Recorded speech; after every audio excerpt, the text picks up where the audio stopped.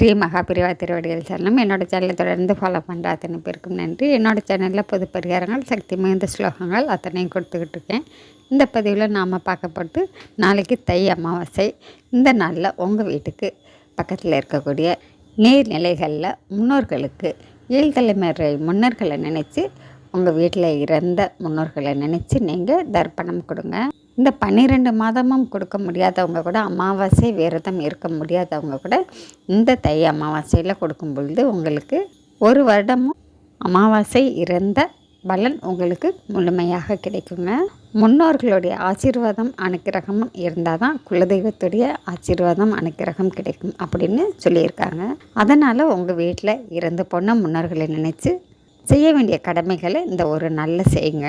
உங்களால் முடிந்த அளவுக்கு இந்த நாளில் அன்னதானம் கொடுங்க, பசுமாட்டுக்கு அகத்திக்கீரை கொடுங்க. முன்னோர்களை நினைத்து உங்களால் என்னெல்லாம் செய்ய முடியுமோ அத்தனை தான தர்மங்களும் செய்யுங்க. உங்கள் குடும்பம் தலை தோங்கி வளரும். முன்னோர்களுடைய ஆசீர்வாதம் முழுமையாக உங்களுக்கு கிடைக்கும். மாலை நேரத்தில் உங்களுடைய குலதெய்வத்தை நீங்கள் நினச்சி வீட்டில் விளக்கேற்றுங்க. அமாவாசை தினங்களில் காலையில் பூஜை அறையில் நீங்கள் விளக்கேற்ற வேணாங்க.